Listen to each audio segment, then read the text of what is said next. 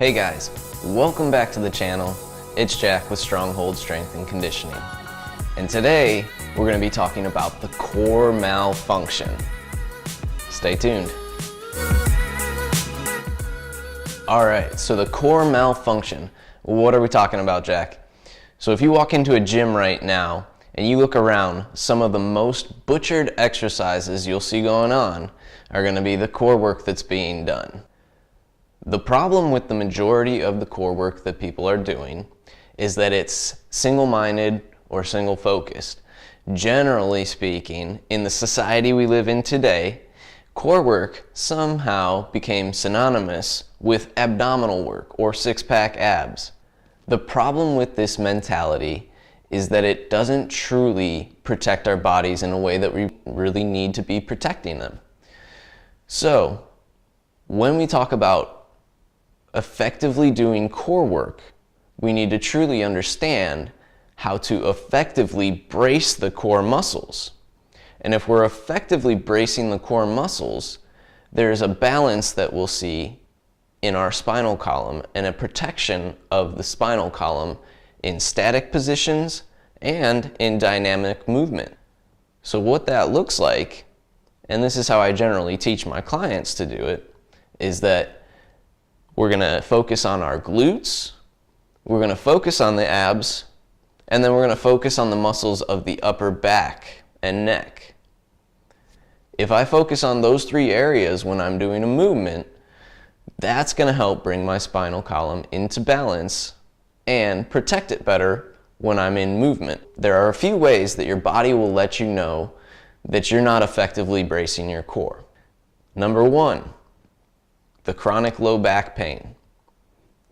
If you have chronic low back pain, there is a good chance that your lumbar spine is out of balance and your musculature surrounding the lumbar spine isn't doing its job to truly keep that balance. If you have chronically ticked off shoulders, there's a good chance that you're not actually bracing your core when you do overhead pressing or overhead work.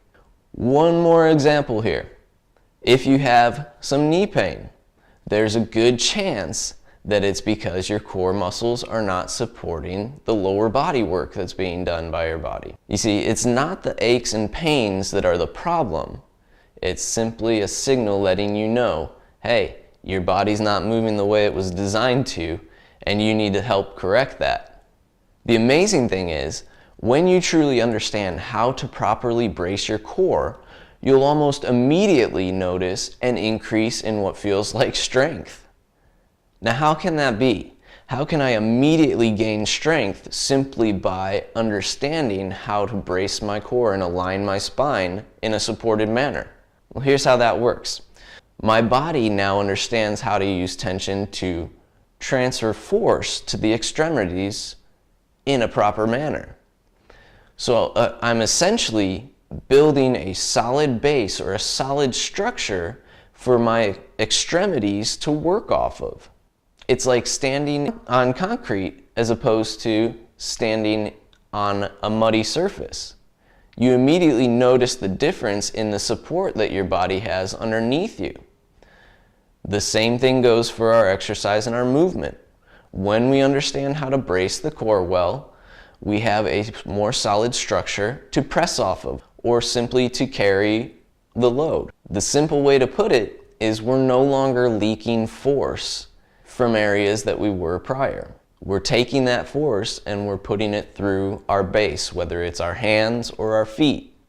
So how do we test whether we're actually able to truly brace our core well? I'm going to show you my favorite way to do it with my clients right now.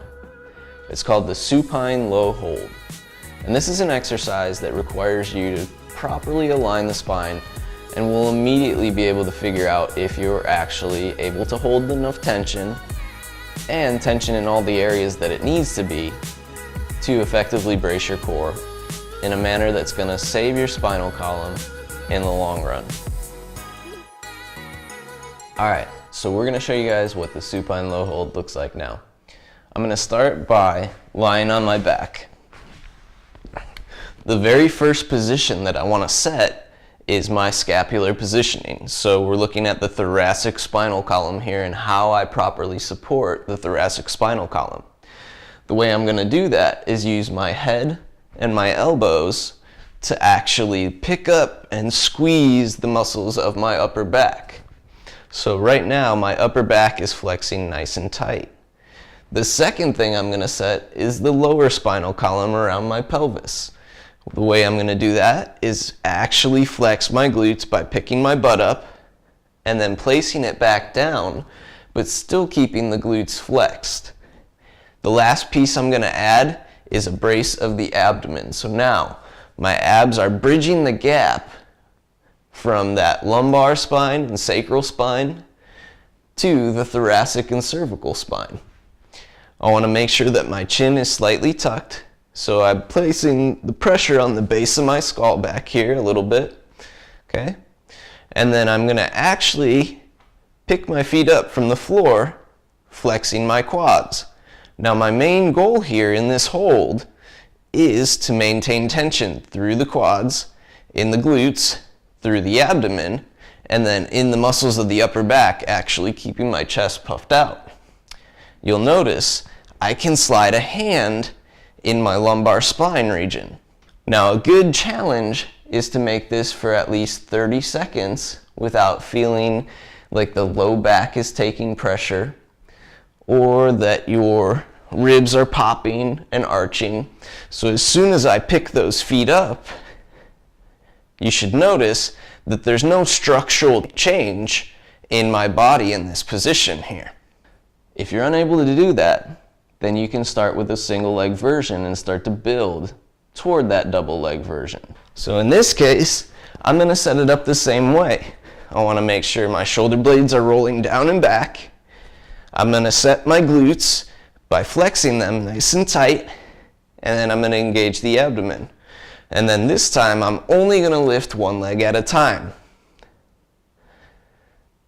I do want to keep my heels so low that I occasionally tap the floor, but I never set the full weight down. Now here are some ways that you'll know immediately if you're failing at this. If the back is arching, okay, if the ribs are popping, if your chest starts to round or cave. You want to be sure that you take the time to set up properly, and you want to finish in the same position that you started in. There's really no movement in that position. The nice thing about isometric holds is we can really identify what muscle groups aren't carrying the load that they need to or the weight that they need to in the position that we're working in. And that's why I like to start with this exercise with a lot of my clients. It tells me right away whether or not they have the ability to brace and maintain tension through all those muscle groups before we ever actually load the muscle groups with any weight to begin with. Once we get a little more established in that position, then we can turn it over and start to look at positions like planks or bear crawls. But the problem with those to start with in the very beginning is that I have no reference point to work off of. So the floor acts as a nice reference point for my spinal column to let me know that I'm actually holding a good alignment. When I turn that over into a plank, a lot of times you see the hips dipping or the shoulders in a bad positioning. So we'll be sure to talk more about this in the future and how we can build a little bit more on your ability to brace your core in a safe manner and protect your spine. Okay, so give that one a try. Test it out, see how you're doing, and see where you stand with your actual ability to brace your core in a way that's going to protect your spinal column. Be sure to let us know what you guys think by clicking the like or subscribing to our channel. Comment below, let us know what you would like to see in the future. I want to thank you guys for watching. We'll see you next time.